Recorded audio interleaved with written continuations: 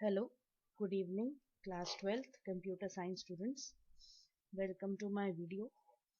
आज के वीडियो में हम सेक्शन बी डिस्कस करने वाले हैं। ये मैं आपको बता दूं कि sample question paper discussion series चल रहा है जिसमें हम आज सेक्शन बी डिस्कस करने वाले हैं। तो इसमें सबसे पहले तो क्वेश्चन नंबर 22 से स्टार्ट करते हैं। जैसा कि आपको दिख रहा है क्वेश्चन नंबर 22 में दो पार्ट्स हैं। First part is how is a mutable object different from an immutable object in Python? तो mutable object और immutable object के बीच में जो difference है हमें वो बताना है। तो अभी क्या होता है कि कई बच्चे difference को difference की तरीके से नहीं लिखते हैं, वो सिर्फ definition लिख के आ जाते हैं और उससे क्या होता है कि जो difference है वो actually highlight नहीं होता है। तो इस क्वेश्चन का आंसर कैसे लिखना है तो ये मैं आपको बता देती हूँ। तो मैंने यहाँ पे ये सैंपल रेडी किया हुआ है, तो यहाँ दिख रहा है इम्यूटेबल ऑब्जेक्ट, म्यूटेबल ऑब्जेक्ट। तो first point, its value can not be changed in the same memory location where it is created. और mutable object, its value can be changed in the same memory location where it is created. कई बच्चे इसको सिर्फ इतना लिख देते हैं immutable object के लिए कि it's value can not be changed, और म्यूटेबल ऑब्जेक्ट के लिए लिख देते हैं कि it's value can be changed. अब मेरा कहना यह है कि अगर आपका इम्यूटेबल ऑब्जेक्ट जो है उसका अगर वैल्यू आप चेंज ही नहीं कर पाओगे तो उसको आप प्रोग्राम में यूज कैसे करोगे। लेट्स से फॉर एग्जांपल मेरे पास है ए और मैंने इसकी वैल्यू रखी है 50, तो क्या मैं इसकी वैल्यू को चेंज नहीं कर पाऊंगी? मैं इसकी वैल्यू को बिल्कुल चेंज कर पाऊंगी। बस इसमें होता ये है कि in the memory A is pointing to a location, a memory location containing 50 and let's say ये मेमोरी लोकेशन क्या है 1115। ठीक है, अब जैसे ही मैंने यहाँ स्टेटमेंट चेंज किया a इक्वल्स a प्लस 10, क्या हो जाना चाहिए, ये 60 होना चाहिए। तो अब a इसको पॉइंट नहीं करेगा,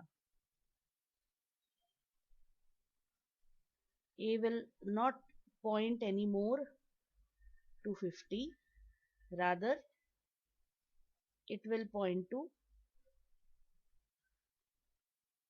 60 which is at some other memory location। ठीक है, तो ये हो जाता है। तो वैल्यू बिल्कुल बराबर आप चेंज कर सकते हैं, लेकिन बस ये होता है कि जहां पे आप इसको ओरिजिनली क्रिएट कर रहे हैं वहां पे वैल्यू चेंज नहीं होती है। This is immutable.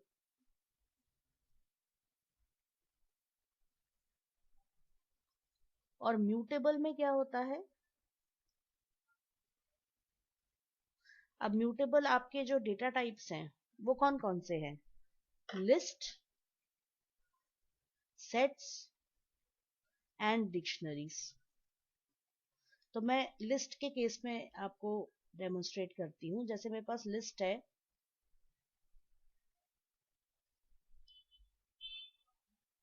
ये है मेरे पास लिस्ट जिसमें 3 वैल्यूज हैं। तो अब L1 कैसे रिप्रेजेंट होगा मेमोरी में? ये एक लिस्ट ऑब्जेक्ट बनेगा जिसमें 3 पॉइंटर्स होंगे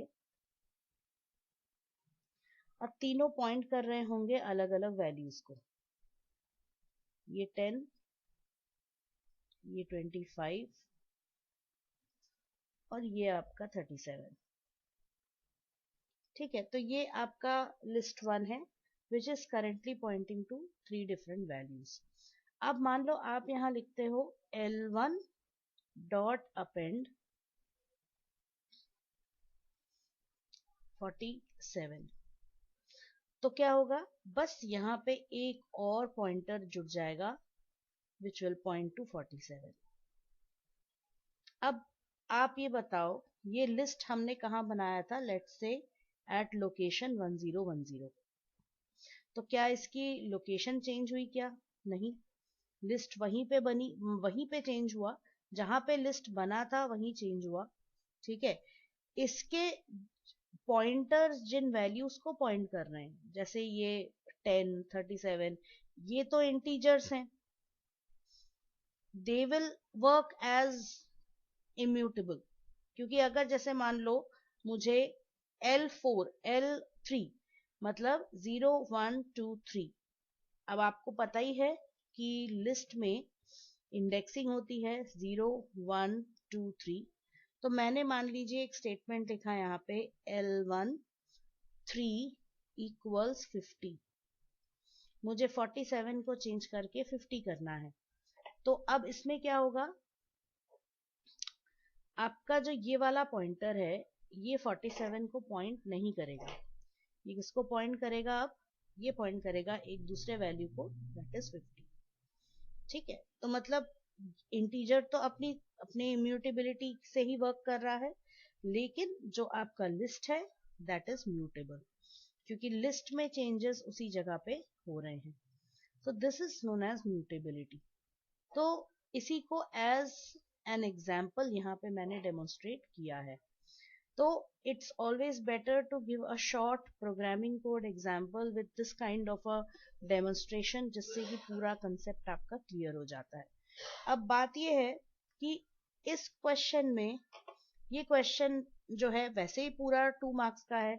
अब क्योंकि इसमें 2 पार्ट्स हैं तो इस पार्ट का 1 मार्क हो जाएगा, तो 1 मार्क हो जाएगा। तो इसमें थर्ड जो पार्ट है इलस्ट्रेशन वाला पार्ट आप स्किप भी कर देते हैं तो कोई प्रॉब्लम नहीं है, आपके पहले 2 पॉइंट्स सही हैं, ये भी आप इतना भी आप लिख के आएंगे तो यू विल गेट 1 मार्क।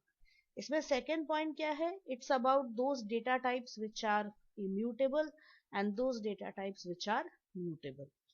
तो इम्यूटेबल डेटा टाइप्स कौन से हैं आपके, न्यूमेरिक, स्ट्रिंग और टपल्स। ठीक है, तो this is how you have to write your answer. अगर यही क्वेश्चन आपका 2 मार्क्स का आता है तब my recommendation is to write the third point also। तो ये तो हो गया आपका फर्स्ट क्वेश्चन।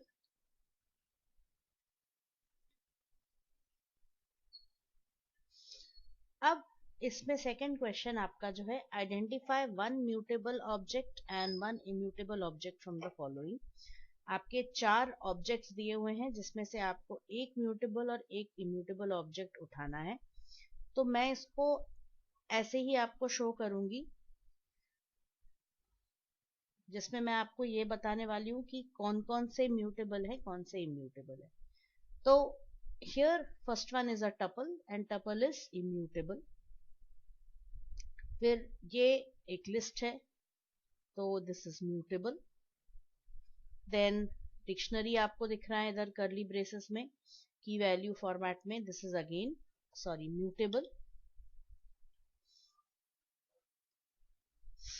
और लास्ट में 1, 2, 3 दिख रहा है within quotes, this is again immutable.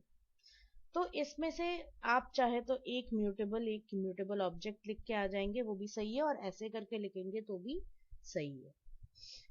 Question number 23, give 2 examples of each of the following. वैसे तो 2 एग्जांपल्स बोला गया है but I will show you all the examples.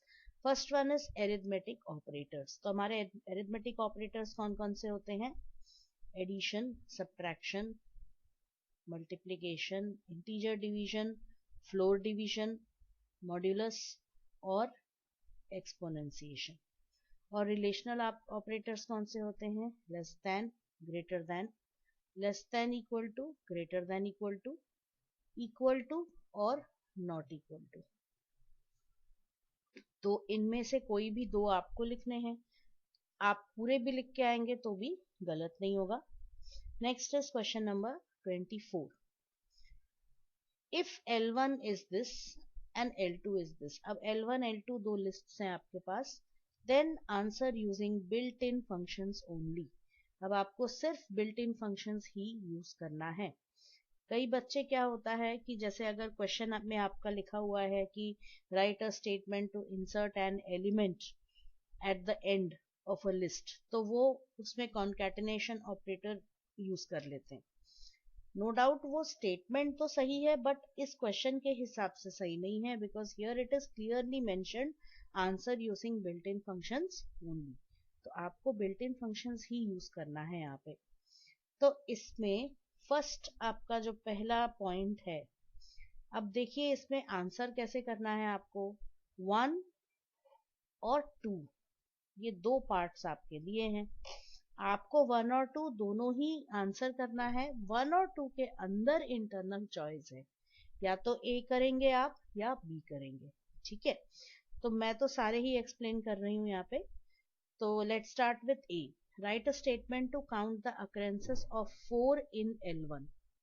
How many times 4 occurs, तो काउंट करने इसमें सीधे सीधे हमें काउंट फंक्शन यूज करना है। तो we will write L1 dot count 4। बहुत ही सिंपल।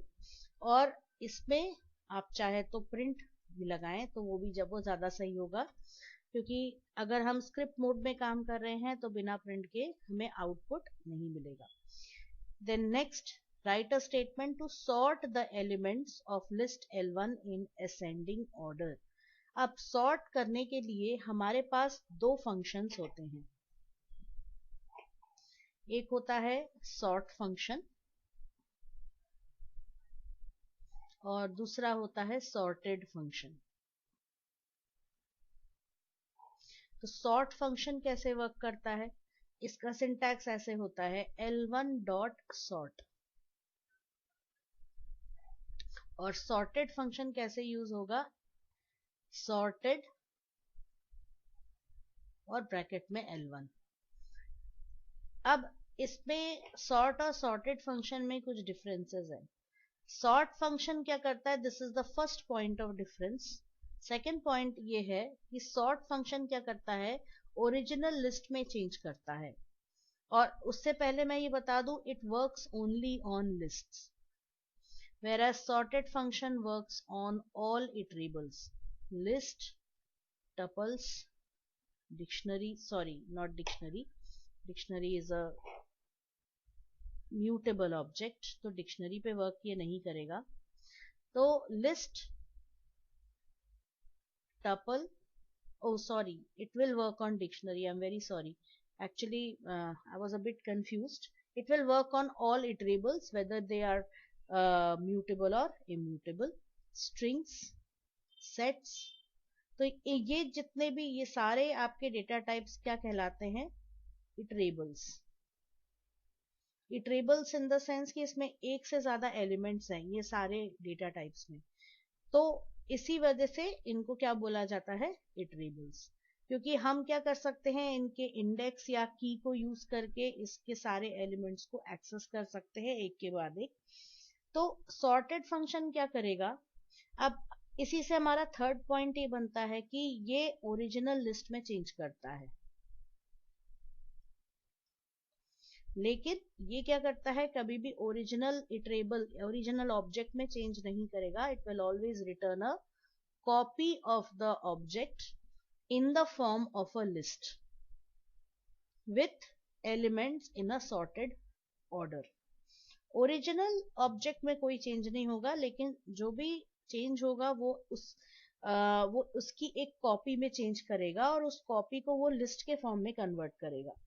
तो these are certain differences between sort and sorted, लेकिन इस क्वेश्चन में आप दोनों ही यूज कर सकते हैं। तो L1 डॉट सॉर्ट, और इसमें या तो सॉर्टेड फंक्शन हम यूज करेंगे, sorted L1।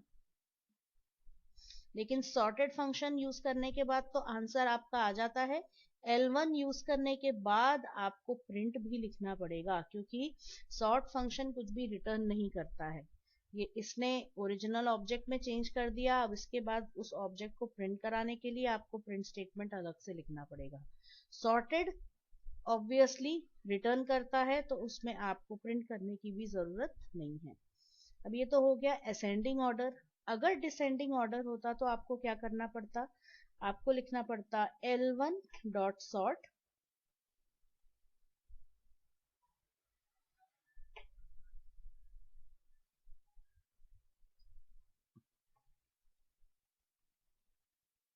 Reverse equals true. और सेम वे यहाँ पे भी आपको क्या लिखना पड़ता, sorted L1 comma reverse equals true. तो ये आपको यहाँ पे लिखना पड़ता है ना। सो this is your sort and sorted function. Next, write a statement to insert all the elements of L2 at the end of L1. मतलब इसमें हम क्या करेंगे, L1 के एंड में आपको L2 इंसर्ट करना है। मतलब आपको करना ये है L1 प्लस L2 दोनों में कॉन्कैटिनेशन कराना है, but not using this operator. हमको उसमें क्या यूज करना है, बिल्ट इन फंक्शन। तो सारे L2 के सारे एलिमेंट्स को अगर हमें L1 में इंसर्ट कराना है तो उसके लिए हमारे पास एक फंक्शन होता है L1 डॉट एक्सटेंड L2। क्योंकि हमें सारे एलिमेंट्स को इंसर्ट कराना है, जाहिर सी बात है एक से ज्यादा एलिमेंट्स होंगे, उन्हें अगर हमें L2 में इंसर्ट कराना है तो we will use extend function. देखिए आप लोग सोच रहे होंगे कि why not append.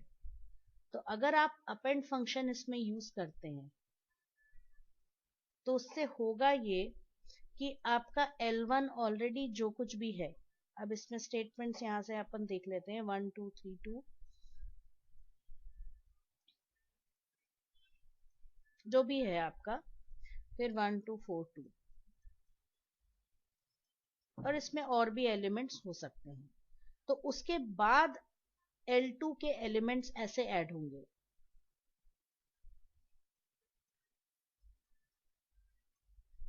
Means as a single element, मतलब नेस्टेड लिस्ट। लेकिन क्वेश्चन में क्या दिया है, all the elements of L1 sorry all the elements of L2 at the end of L1। इसमें आप अपेंड भी लिखेंगे तो हो सकता है कुछ एग्जामिनर्स आपको मार्क्स दें, but the most favorable one is this extend.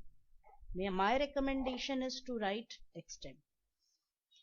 Then next, write a statement to reverse the elements of list L2. तो L2 के एलिमेंट्स को हमें रिवर्स करना है।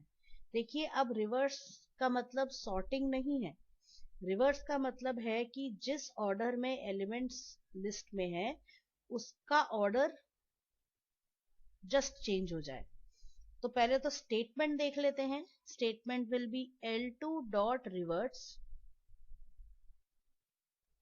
अब रिवर्स में क्या हो जाएगा, अगर हमारे पास L2 है, L2 इज 10 20 30,